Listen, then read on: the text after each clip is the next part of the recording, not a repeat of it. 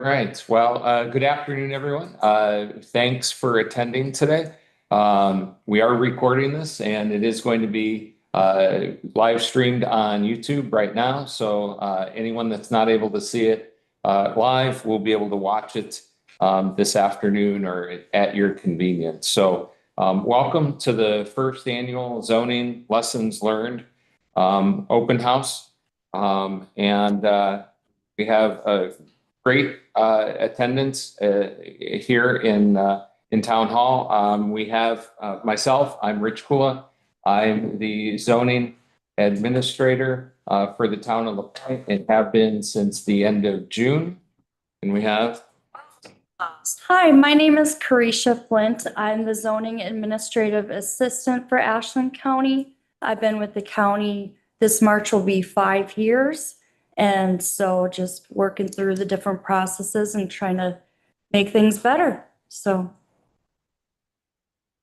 Stephen Schroepner, the building inspector for both residential and commercial. And I'm also a registered architect in the state of Wisconsin. And I've been with the town of La Pointe since June. Thank you. So really, the purpose of today's open house is really to meet with contractors and any property owners to discuss the 2025 permitting process with the goal of improving the overall process for 2026. What worked well and what didn't work well. The town of La Pointe, the town of La Pointe's building inspector, and Ashland County zoning are here to listen to any thoughts or suggestions that you may have. We want to be transparent and share the process. In many ways, we are trying to achieve the same thing and the same goals. So, please ask any questions as we go along. Please don't hold those to the end. You should have gotten an email from me, well, probably 3 emails now from me, but one earlier today. We recognize that from a Zoom standpoint, that since you're not here, you wouldn't have the same handouts that everyone in the audience has. So I went ahead and pulled that email together this morning, and there are about 7 or 8 files that are attached, and I did number them in the attachment. So when we get to those, I'll mention what number we're on. That makes it easy for you to follow along. We've identified some things that we wanted to remind you of and, some things to consider going forward. One of the key things is please use the current application forms. Both of them were updated in 2025, and they are available on the town of La Pointe and Ashland County's website. As well as hard copies are here at Town Hall. So those are documents number 2 and 3 in the email, and they're also number 2 and 3 in the packet for those who are here at Town Hall. One of the things, and we're going to go in a little bit more detail on those in a little bit, but one of the things that we're looking into is to create a fillable version of those forms. When you start looking at property IDs and legal descriptions and writing all of that in, you're writing in 3-point font, I think. It's really, really tiny. So we're looking at ways to streamline that process. We get questions all the time on what construction requires a permit. And then on commercial and UDC inspections. I take phone calls every week on, well, do I need a permit for this? And we are in the process of developing a quick reference guide and a question and answer handout that's going to be available online as well as here at Town Hall. And the other thing, and it's number 4 in the email, for those of you in the room, it's chapter 205, and it's on building construction. And this was a document that was updated July 23rd of 2024. And near the bottom of the first page, I included all 3 pages. But near the bottom of page 1 is 205-5 UDC building permits. And this includes what buildings you need UDC inspection on. And I'll just read it. You've got it in your packet as well, but it's short. No owner or contractor may commence construction of any building or mechanical system prior to obtaining a valid permit from the town's designated UDC building inspector. The construction which shall require a permit includes, but is not limited to: A, new 1 and 2 family residential buildings, commercial buildings, including agricultural buildings, detached structures, and resident accessory buildings. B, additions that increase the physical dimensions of a building, including decks. C, alterations to the building structure. So that's what's contained in that update to building construction from July of 2024. Steve, is there anything you would like to add on to? I think just one quick comment, and that's on tiny homes. The kind of one that I've been working on is only 300 square foot, but with talking with the state and previous knowledge that I had on that, anytime that you use it as a dwelling, it can be 200 square feet. That's, falls into a tiny house, but you've got to go through all the UDC applications and submittals, just as you would if it's a 4,000 square foot. So that I found and Madeline Island has a lot of tiny homes here, from going around. I'm just guessing there's quickly a couple dozen tiny homes peppered around the community here throughout the island. And that's a pretty good number that you have here. So I can see from in the past, a lot of these tiny houses have been reviewed and have been constructed. But the bottom line is, whether it's a tiny home or if it's 4,000 square feet, which there are several of them on that, you have to go through the same procedure on that, the same review. There's no grandfathering in if it's under 500 square feet, as long as it's considered a dwelling and you're going to be living in it. That's you've got to go through that permitting process. So I just wanted to mention that. Steve, if I could interrupt, doesn't that also include bunkhouses or any type of structure that people will be sleeping in? Say that again, please. It would require you, it's my understanding that anything that has people sleeping in would require a UDC permit. That would include bunkhouses. Yes. Whether it's got a kitchenette or anything, as long as they're sleeping in it. Yeah, it's being inhabited, so. Okay. Just want to make that clear. And also addition and renovation work, correct? That's correct, yes. Yes. Are any of these tiny homes, like inspected at the production facility, and would that carry through? Yeah, I mean, the tiny house can be constructed off-site, can be brought in panels, it can be brought in as a whole unit. But what we've done in the past is we want to know maybe where it was constructed, especially if it's going to come in and it's panelized where walls are enclosed and all that. And if it's close by, I know a few of them come from the Marengo area. And what I have done in the past where we do it elsewhere in the county is that we go to that facility while they're constructing that there, because it isn't where they come out and it's got a HUD stamp or anything on. That's being bypassed. So for us to issue an occupancy permit on that, we have to know what's in these walls and everything to make sure things are put together to comply with the UDC code. But again, you can construct it any place. You can construct it on one end of the island and move it in. You construct it on the mainland, bring it in. But that will be during the permitting process. We find out what type of, if it's a kind of a modular unit coming in on panelized construction, just to kind of get a feel for it, and we'll find out where they're constructing it at. So, you know, if they're constructing a Bayfield and they're by their workshop or so, that's fine. We'll swing by there midway through and see what's going on there.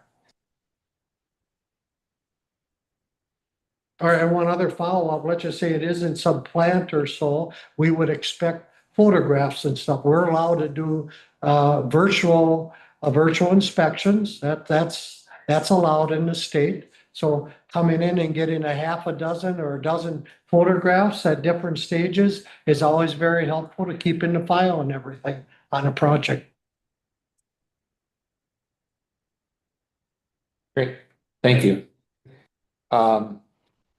So I wanted to talk a little bit about approval process. And we're going to talk about it in two different sections today, but I can approve driveways and land disturbance applications very quickly. However, everything else must receive Town of LaPointe Town Plan Commission approval. And they meet and we review any sort of application the first Wednesday of each month. So handout number 5, there's a sheet of paper that says first annual Town of LaPointe's zoning lessons learned open house. 2026 regular town plan commission meetings. I wanted to share that with everyone so that you know when they are next year. And all times are tentatively at 4:30 p.m. That can always change. But I would look on the calendar for 4:30. Our next meeting is January 7th, followed up by February 4th and March 4th and so on. We have a list that is the first Wednesday of every month. I won't read them all. And again, all projects except land disturbance and driveways need to be approved by TPC. Please submit any completed applications at least a week in advance of the above dates. Again, that gives us time to go through the process and review everything and make a site visit to be prepared for review and approval. Special TPC meetings can be requested for a fee, and that would be $500. We can have a meeting in between those dates to review and potentially approve your project, but wanted to give everyone kind of a snapshot of what 2026 looks like. May Yeah. I answer Yes, that? please.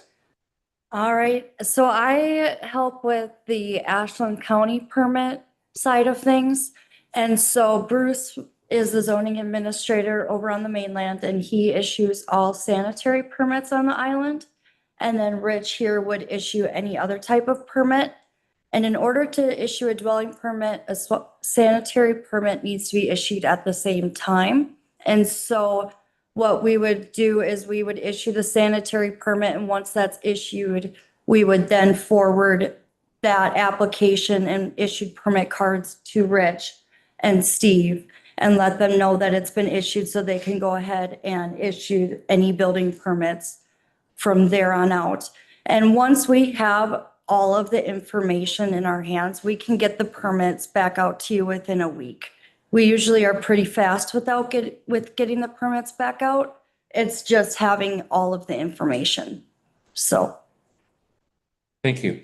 Yep. A little bit. Yeah. My name is Zach Montang. I'm superintendent of the Madeline Sanitary District. Oh, hi, nice to meet you. Nice to meet you as well. I don't see really anything in the handouts regarding sanitary district ordinance or application process. Any connection to the collection system follows a similar, we have a 3-person board, entirely separate entity from the town of LaPointe. You have to complete the applicant would have to complete an application, submit it for board review 10 days prior to our regular monthly meetings, which are typically the 3rd Wednesday of the month. Our ordinance states that no pouch systems, privies, septic holding tanks are allowed within areas that have access to the sewer. So that's something to keep an eye on. Thank you. Also, the holding tank applications typically come through our office through our clerk. Right, They have to be notarized, you have to have a hauler's agreement signed with one of the, I guess, 2 septic haulers that we have on the island. correct. And then those get sent off to the register of deeds to be recorded. And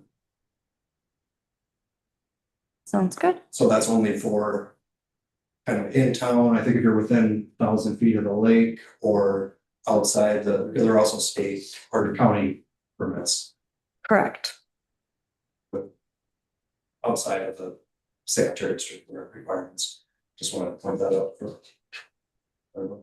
Yeah, thanks, Zach. And I did get an email question from Ed Redinger, who wasn't able to join us today, asking if there could be a change made in that process. I could elaborate on that now or I could wait, but I think we're unlikely to change that protocol. I think if it goes directly to the county, there's no mechanism in place for the sanitary district to be notified of a new service. And there's an annual holding tank fee of currently it's $125. It's going up next year. Go ahead. So I have a question. So on the holding tank agreement, it does ask who the return address should go to as far as the recorded document. And so what if we automatically put in there for LaPointe property owners to have it go to the Madeline Island Sanitary District once it's recorded? And then we could have both forms sent over to you. Would that help speed things up at all? Well, I don't think there's really a time issue. I've seen enough of these applications go through, and if the plumber comes in with a properly completed application, they go in the mail the same day or the next day. Right, There are plumbers who come in with missing information or incomplete applications, and that's where the time gets kind of messed up. definitely. And this is where I wanted to mention too, if it's something that I am able to fix on those documents, especially the holding tank agreement that goes through the Register of Deeds, I am gladly able to call and get the permission to fix it. If it's something that I cannot fix, that's where we have to send things back. So I try my very best to keep things moving because we do know that there's limited time to build here in northern Wisconsin. And so try to keep the permit process going. And our clerk Nancy does the same. And I know Perfect. there maybe have been some that have been taken directly to City Hall or in Ashland and then have to get mailed back for Nancy to complete. Yeah, There may be some methodology going forward to streamline it, but just to ensure that there are no privies, pout systems installed within the collection system. I don't know that you guys really are even familiar with the MSD ordinance, Madeline Island Sanitary District ordinance. I will ask Bruce to see if he's aware of that and we'll get back to you. Because there have been holding tanks, there have been applications approved by the county in the past that Okay, the district has had issues with good to know. the commissioners. Thank you. Yeah, you just want to make sure that your ordinance is coordinated with Ashland County, then is the bottom line, right? Yeah, and then nothing falls through the cracks. I mean, we've had properties go up for sale, and it goes through a title company and we may not have an account on file because it didn't come through our office. And meanwhile, they've been utilizing sanitary district services for 10 years, a dozen years, whatever the number may be. And so they were not being charged.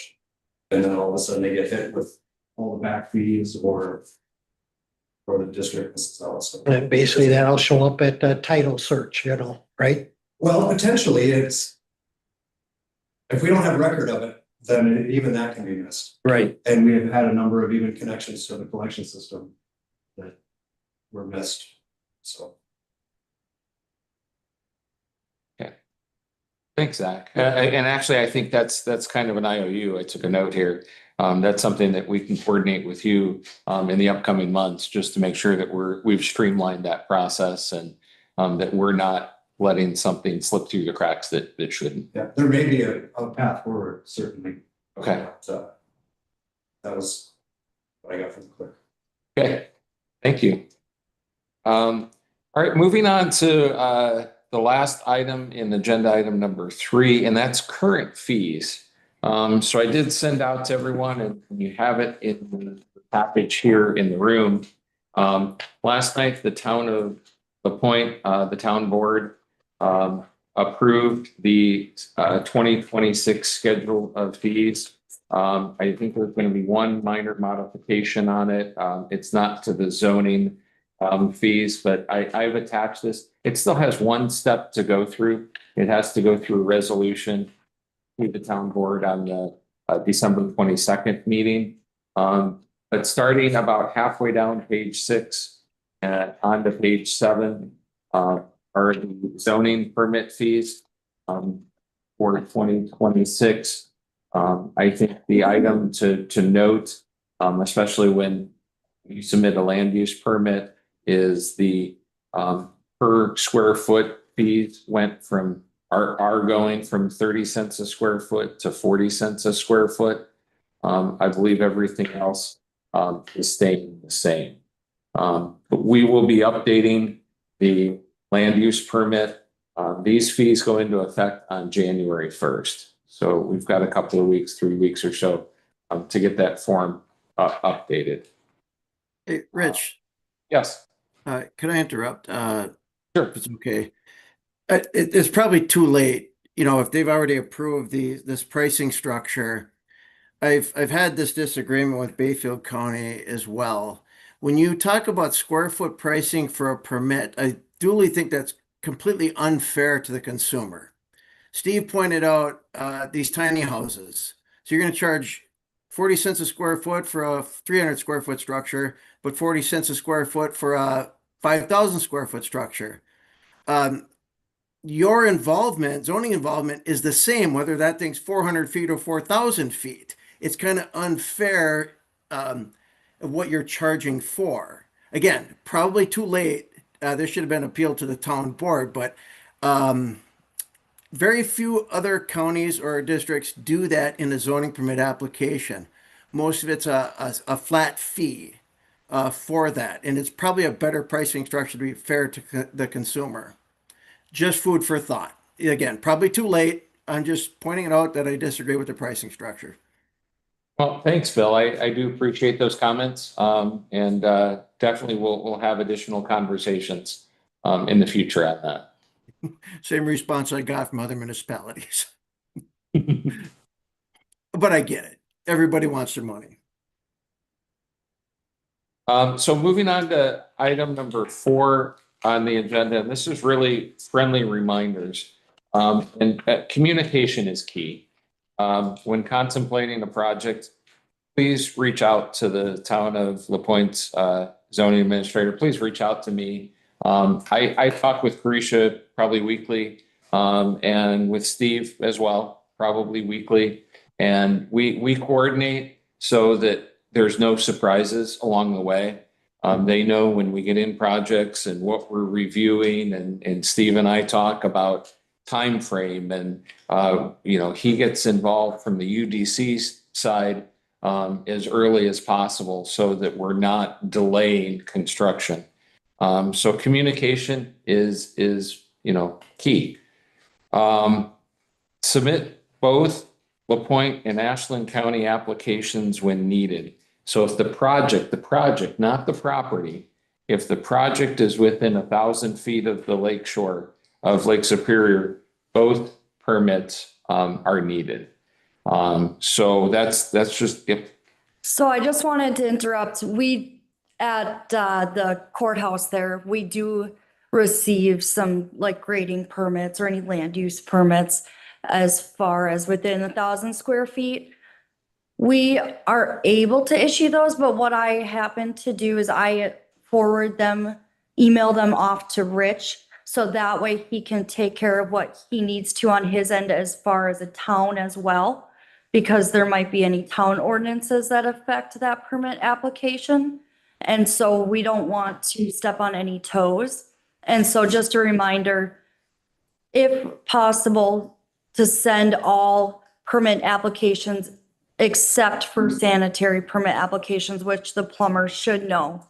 Those should go to the county courthouse and the rest come here to the town hall to Rich. Just to Yeah, thank save you. on time. Yeah. That's all. Yeah, the mail has been just regular mail. I noticed that it takes about a week to send something from here to Ashland County. So, moving back to, like I mentioned earlier, we were going to spend a little bit more time on the applications. So this is files number 2 and 3. That's the LaPointe land use permit and the application for permit for Ashland County. We'll start with LaPointe. It's 8 pages in total. Each page has some great information on it. I'm going to focus on kind of the friendly reminders today of things where we need to reach back out to a property owner to get a complete submittal.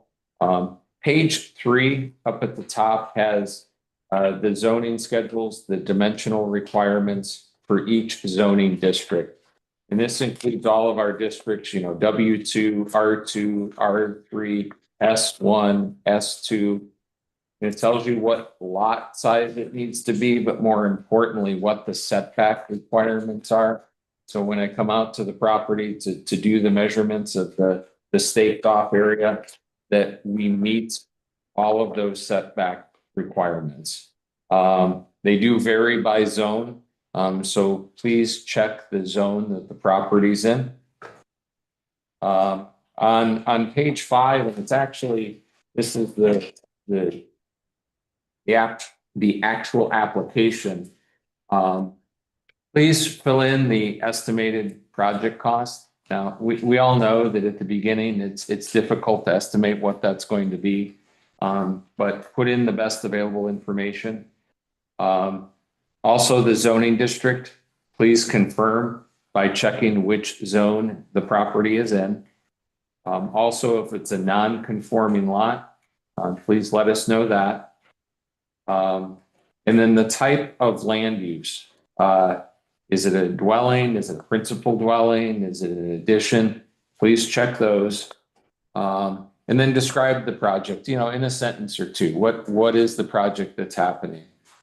And then this also includes the setbacks. On the bottom right, distance from property lines for all proposed building construction. That's really the first place that I'll look. And then signatures. Make sure that every owner signs the form. I've gotten in a couple of forms that weren't signed and had to go back. The next page, page 6, has the fee schedule. We'll be updating that over the next couple of weeks after the resolution is passed by town board. And then the second to last page on this is the land use application, and this is the plot plan. And there's identify the following. So when you're going through and drawing out your proposed project, it doesn't need to be to scale, obviously, but include everything that's on that list. The north arrow, the lot dimensions, the existing structures, label and show the distance to the property lines. If there's an on-site septic system or a private water supply system, label and show those. The location of the lake or any lakes, ponds, or streams, and wetlands. We'll talk about wetlands in a minute. The ordinary high water mark of any navigable waterways.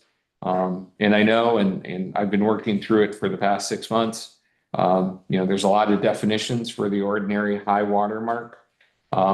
In your specific situation, reach out to us. Let's talk about that and what you're using as the definition for that. And then access roads and any easements. If there's an easement that's on that property, allowing others to have access to a lot, say behind it, please identify that. And then any slopes of 12% and greater. I often think of this as the checklist. These are the things I'm looking at when I do the review, when I'm sharing it with TPC, to make sure that everything's on there. So again, just a friendly reminder when you're submitting that permit, so I'm not having to reach back out to you. Ashland County, that's document number 3 in your package. Again, try to fill everything out that pertains to your property. This also lists the fees. And then they have a please follow these instructions, use ink only, and it's basically the same thing.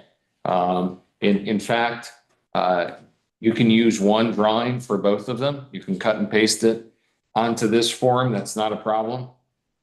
But just include all of those categories. That's critical in the review. So just a Yeah. couple things to add. This application is a work in progress.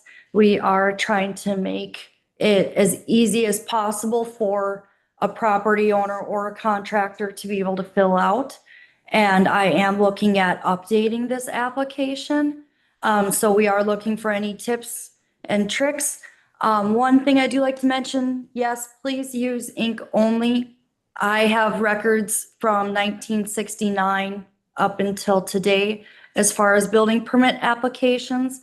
And when they're written in pencil or crayon, it tends to fade off. And so if we could tend to use black or blue ink, it is just the easiest to scan. It's the easiest to see when you're physically looking at the permit application. There is that. And then if you are having a contractor fill this out on your behalf, please, yes, include the letter of authorization. And I'm looking at creating one for the county side. So if you have any suggestions, please feel free to reach out. Great, thank you. Should that be notarized, the letter of authorization?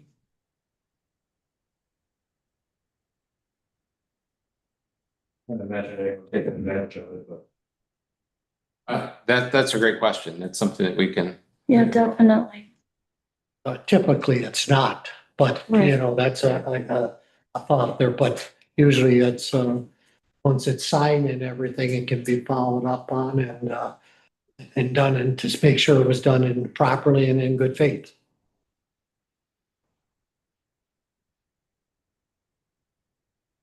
Okay.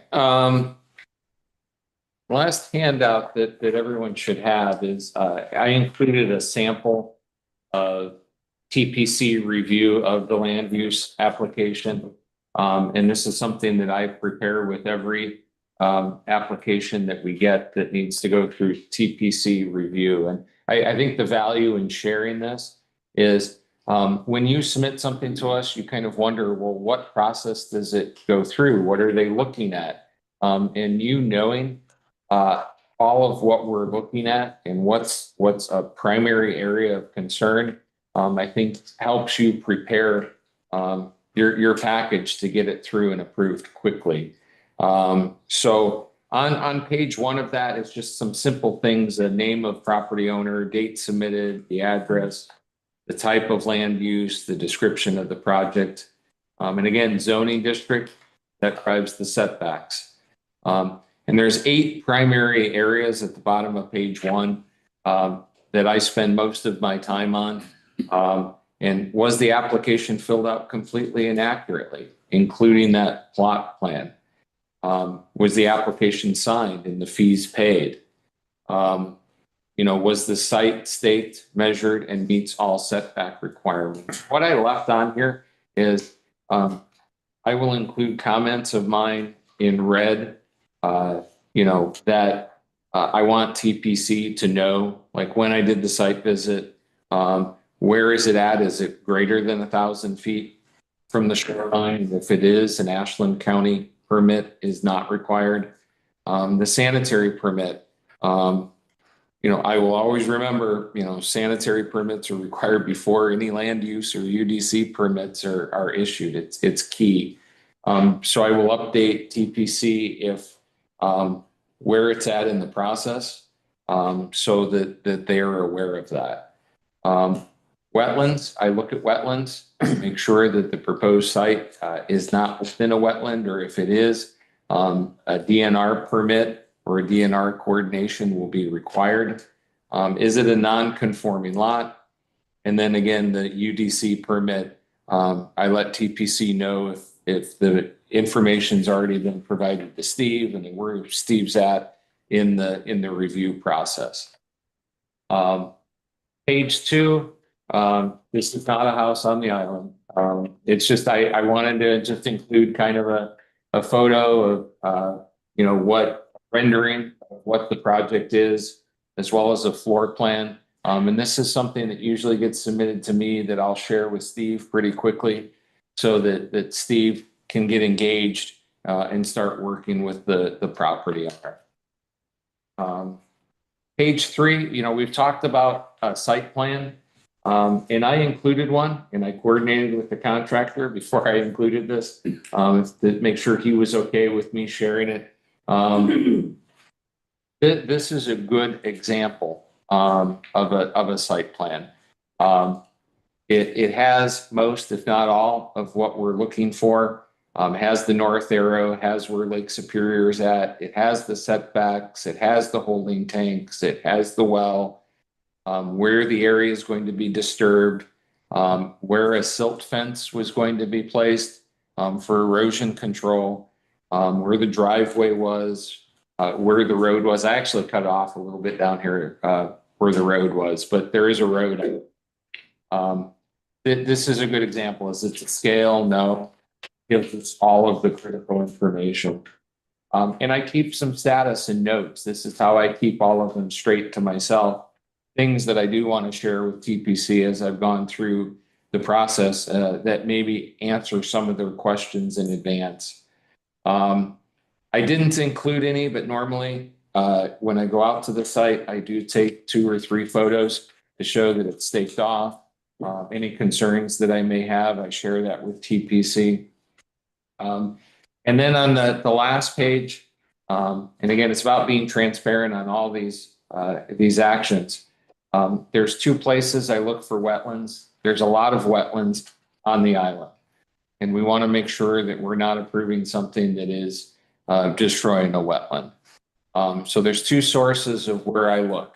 I look at the Ashland GIS map, and I look at the DNR's surface water data viewer.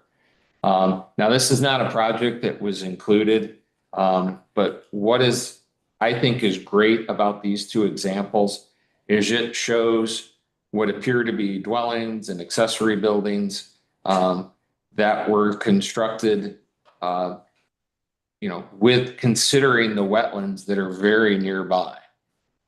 So you can see those buildings that are outside of the area that's designated as a wetland. That's what we're looking at here when I'm looking at your project is how close is it to a wetland? You can build up to a wetland, but not in it. So, without a DNR permit. So this is part of the evaluation during that process. One of the cool things over the past 6 months is our DNR representative that is located quite a ways from the island. We worked out through the use of modern technology. We used FaceTime on phones, and he attended a site visit with me in that manner, where we were able to walk the property, and I used the phone for if he wanted to see the ground or if he wanted to see the types of trees or any type of vegetation. He was able to see it firsthand. And ultimately, we did some soil sampling through that method. And we were able to approve a construction site for a property owner by working together. And that saved the property owner time and expense, as well as, it saved the DNR from sending a staff member up here to do the analysis. So just something to consider. The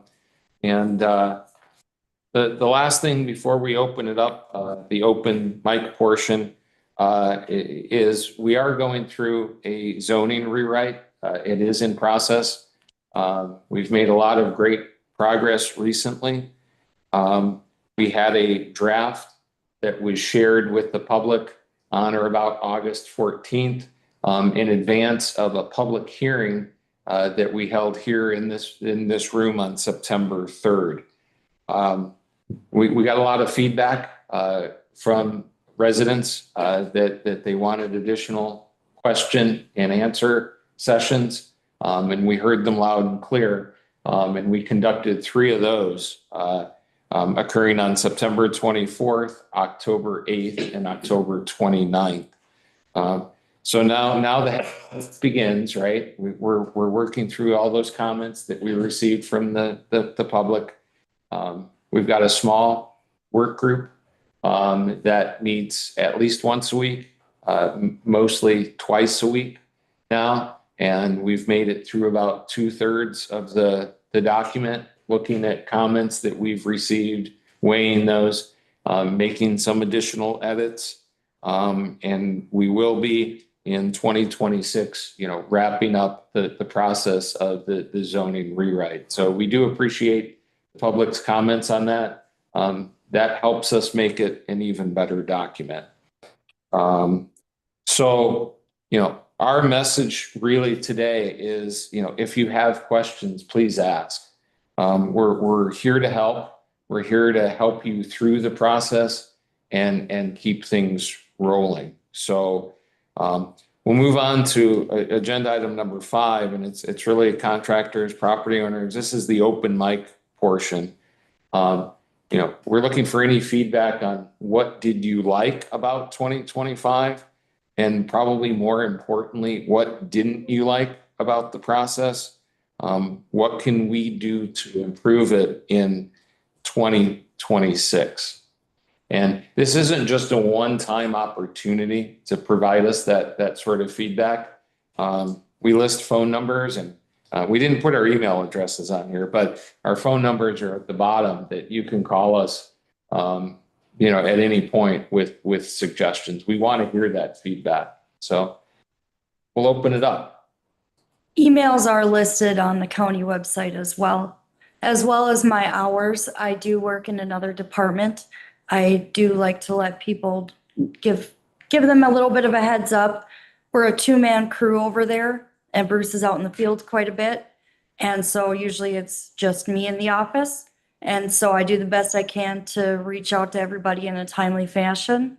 But just to let people know, you can see all our hours, the phone numbers, and emails. Everything's on the website.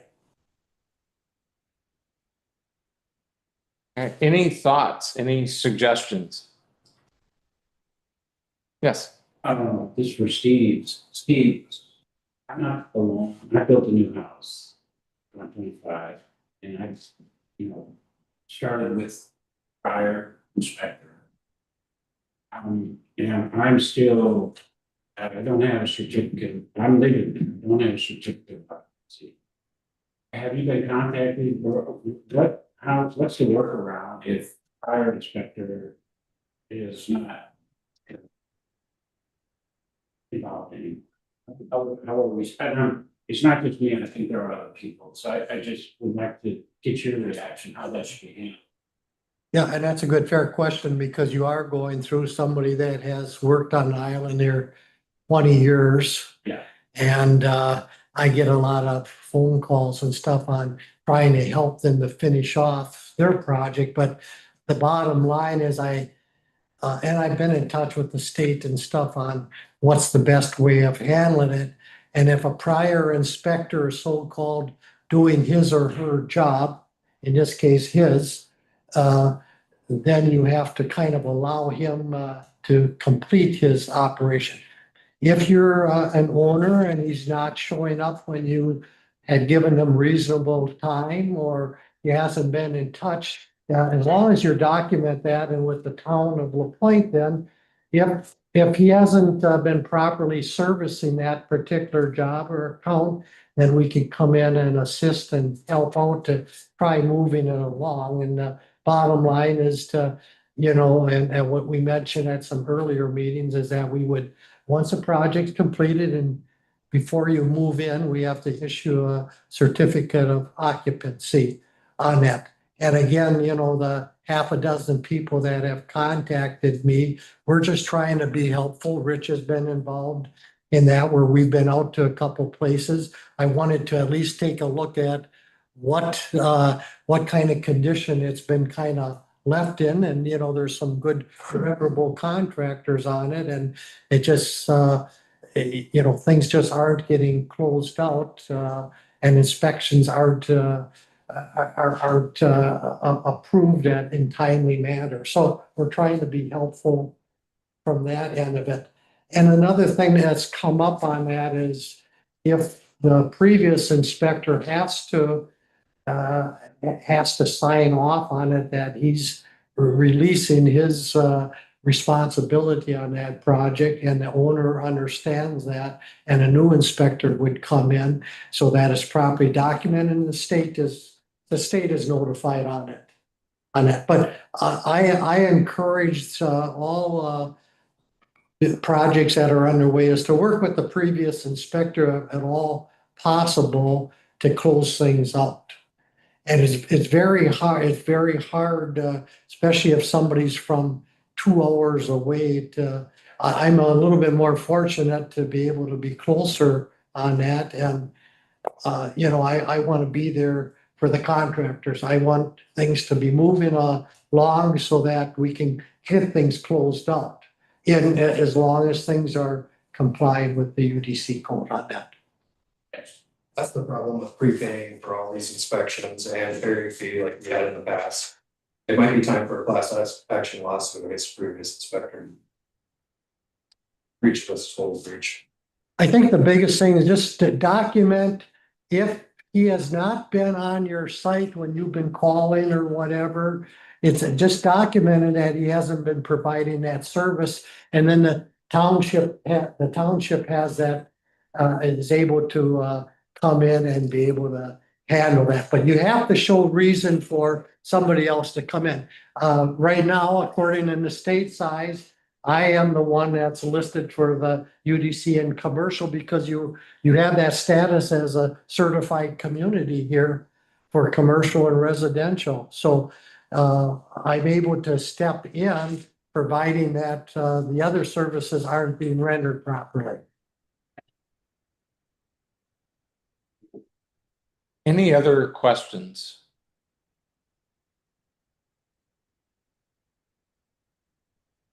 Okay, not hearing any. There is something else I wanted to mention.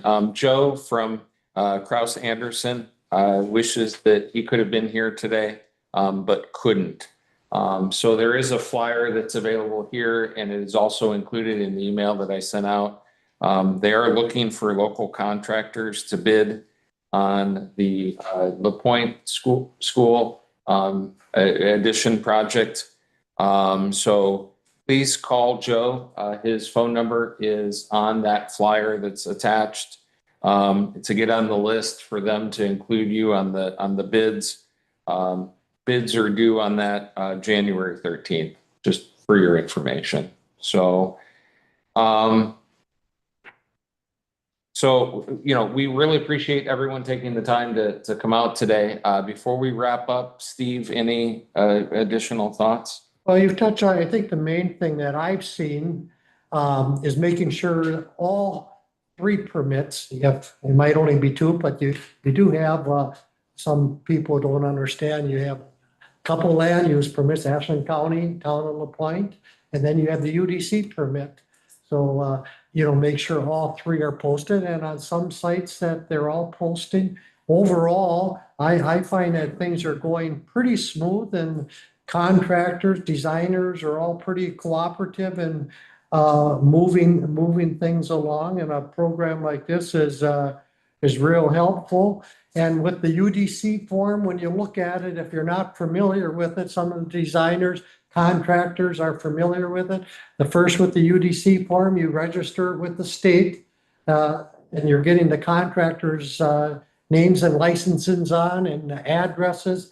And they don't care, the state, when you submit it to the state, they're not looking at the square footage so much. All they want to do is the basic thing. Get the address on where's the UDC house going to be constructed and what contractors are on there. And the reason that they want that is they help the plan reviewer, which would be myself in that.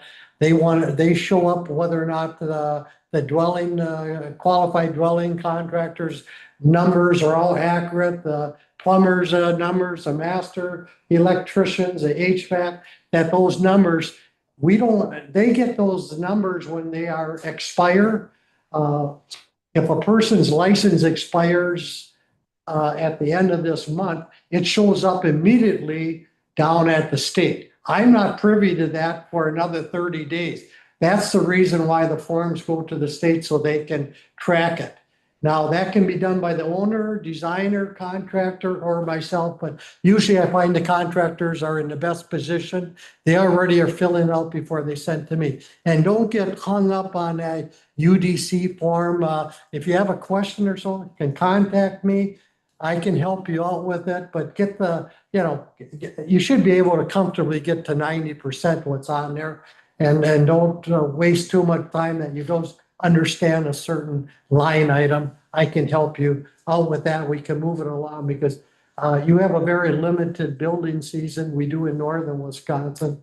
So make sure that we want to move things along as we've discussed here.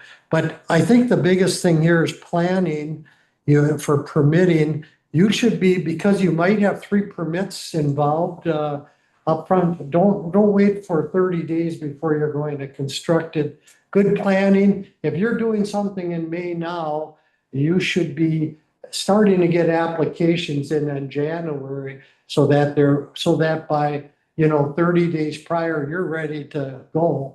And I've always encouraged have the project ready to go April 1st. It's easier to delay a project rather than thinking you're going to start on May 1st, and then you get 30 days of nice weather and you're trying to backtrack on it. That doesn't work. I see from my experience, people that are on the ball, they're ready to go April 1st. And if the weather's poor, you delay it a week, 2 weeks, whatever. So, but get it going early because season is a little short on that. It seems the cutoff is right at deer season. That's where the weather turns sour. So those are my comments. And erosion control. Make sure though you have to maintain it. Carissa and I were at a site today, and I told her they have to maintain that erosion control. They're right down by the lake until it takes 70% hold, until the grass and landscaping 70% complete. And it is ultimately the owner's responsibility, but if they hire a contractor and they put it in place, they have to maintain that. I see that on all job sites. That's the last thing that's maintained is erosion control, drooping silt fence and whatever. I think if you use these tubular erosion control, which are the wattles, stake those in, you can move them around, whatever, and they're easiest to maintain rather than some of the fill fencing in there. And the other thing is with, homes that are being raised, it isn't, erosion control comes from off of the site from the wind blowing on that. It's dust control coming off of a building coming down. If you're a neighbor in there and it's in the middle of summer and you're taking down a building, you don't want dust going into your window or anything. So you want to make sure you have watering devices there. So those are just my quick comments there, Rich. Okay, thank you very much. Carissa? All right, I have a few comments here for the end. Everything that we have in our office is available online. We also have mostly everything available within the hallway within my department in case nobody's there. And we have a drop box with the door locked. So in case you need to drop off an application, we do have that available. Like I said, everything's available on the website. We are trying to get forward and move forward with the fillable applications. And especially with me possibly updating this Ashland County permit application that might be delayed. I also wanted to mention that we do have a few, I believe it's 3 permits that are available to apply for online now. But if you were to apply for multiple permits, they would have to be applied for separately. Unfortunately, the system can only handle 1 permit system at a time. And then we do accept credit cards now, 2.99% fee on the dollar amount. And that yet again would be for each permit type. Unfortunately, as of right now, there's not a way to combine all the permits. And then we did lose our IT director that was helping me set up this program. And so that is currently on hold. So just a heads up, I'm always available. I did bring business cards, and everything's available online. So Great. Thank you very much. Yes. And then you mentioned the new enhancement of laminated permits. Yes, well, and thank you for bringing that up, Paula. What we're going to be starting to do here at the end of the month is when we issue permits, we are going to be laminating them for the property owners. So we're seeing that, the actual card stock doesn't hold up very well in the weather. It deteriorates or becomes hard to read. So we're going to try laminating those going forward. And permits are good for 2 years. So hopefully we can get 2 years out of them where they hold together and we can still read them. So thanks for reminding me, Paul. do you charge extra for Um, laminating at all? no, I not was- this year. I was only curious. I've thought about that in the past as well, just because it is out in the weather and ink does fade, the paper does deteriorate. And so I have switched to Sharpie Extreme, so it doesn't fade. And then I let people know that they can use those binder sleeve covers and just tape it. I've thought about doing that in the past and that I can bring up here in the future. Okay. Now that you've mentioned that you might start doing that. Yes, But I just thought I'd ask. I Great. wasn't sure. absolutely. That works good with those, with the insert where you can insert, just make sure the open part is. Is taped and Doesn't pick up the rain and you'll staple in there pretty well. If not, that's probably the easiest way you can start with that though, so you'll get some life out of that. yeah. So, all right, well, I want to thank Steve and Carisha for coming on out to the island today and participating. These types of events are very important to me. It's an opportunity to get the message out and more importantly, to hear from you as far as what you like, what you didn't like. We're constantly, every day, every week, we're trying to improve the process to meet your needs. So thanks again, Steve. Thanks, Carisha. Thank you. We greatly appreciate it. So any last thoughts or we're going to wrap up? Okay, well, Oh, there is a chat. I don't know. there is something in chat. Sorry, that was me. I lost my voice. Oh, no problem. Is town plan commission review required for all properties on Madeline Island? Or is there a difference between town of La Pointe versus outside town of La Pointe on the island? It would be for all of Madeline Island. Yeah, thank you for pointing that out. I didn't see it. Yeah, well, the town of La Pointe is the whole island. That's a bottom line, right? Right. I believe it even extends to the rest of the islands, at least for emergency services. To the rest of the islands. Maybe except for one of the four. Yeah, and how does that, of course, and then I know with the cemetery and stuff, the Native American cemetery and stuff here, that's, there isn't anything that's parceled off, that's separate from the town, that's all included in the town then? That's a good question. There's reservation on part of the island. I can't speak to the Native Island itself.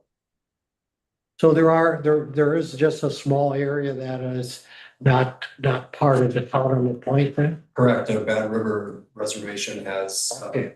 the Chippewa Trail.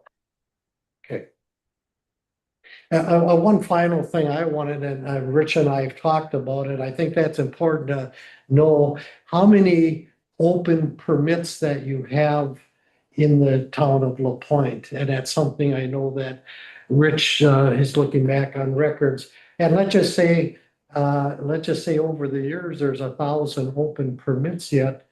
You have a little responsibility to get those closed. It's easier said than done. If in other municipalities, if we issue 300 permits a year and those, all of a sudden you're up at 1,000 permits, and then you ask yourself, how many of these permits are still open? So it's a chore. So Rich and I were talking is just to get a little handle on that, but my guess there might be over the last 20 years, there might be 1,000 permits that are open here yet. I thought they expired. I thought you said- They're expired, but they're, but if some project has been started and they expired, and that's a good point.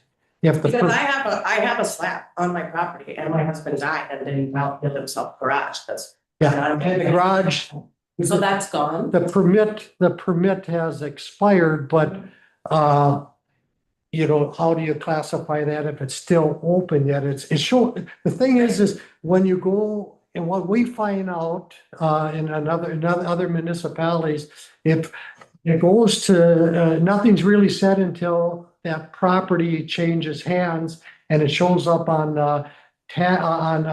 title search. It shows up, there was a permit and it was never closed out, and that holds up the transfer of that property. So if you do have something, try to somehow get it closed out. How would you do, I mean. Well, whether or not the project's been completed or if it's uncompleted, get something written down that it's, the history of it, as trying to get it closed out. I mean, let's just say you have a permit that's expired and the project's done and you're always responsible, the owner. Maybe that's something with the town where we could close that out so that for the records end of it, it's closed out. That's how you would close it out. But I don't have, I have one income now, so I don't have the money to build a garage. So do I just say, never mind? Well, then you would just have where the town would say it was never constructed, the permit expired, and it's closed out. Okay, so I just tell you. Yeah. Yeah, and we're It'd be just looking into this. We haven't figured out the best way to move forward yet. It's, Yeah, um, take a picture, this is where it was gonna go, it was never built, and have them, have Rich acknowledge that it was never built, and then then that permit's closed out. Oh, okay. I don't believe that there's any mechanism of tracking currently within the town other than dwellings in as far as receiving a certificate. correct. Yeah, and that's It what is we're something kind of finding that we looking don't have the records on it. But it is still, even from me, in the future, you'll be able to see what permits are open, and I send a monthly report to Rich, what the status is, if it's closed or if it's open. So that he's got it and he can have it in a 3-ring binder, so that it can be used in the future. I just assumed it was closed because he didn't ever build a garage. So I was like, oh, it expired. And that's what I thought. And there may be a point Well, where, you've poured the slab, so you've started, I would say, get to work. Right? I would just from your end, just have Rich, send them an email that what you're describing is not constructed, whatever. Please acknowledge it's closed out in the records here. yeah, and we're figuring all, Accessory structure before UDC, so it'll never show up. Oh, so this isn't. Okay. He was just saying there's thousands of them. I didn't want to be a part of the problem. yeah, and there may be a point where we can't look back too far. We have a process going forward where I'm familiar, Steve keeps me posted on where we're at on everything. So 5 years from now, 10 years from now, 20 years from now, we're going to have 5, 10, 20 years worth of really good records. Right. Previously, we're going to have to pick a date, probably, and just, not look too far into the past. Then if you want to say anything. All right, well, thanks again, everyone, for participating. This will be available on YouTube as well for anyone to play it back and review it. So thanks again, everyone, and have a great day. Take care. Thank you.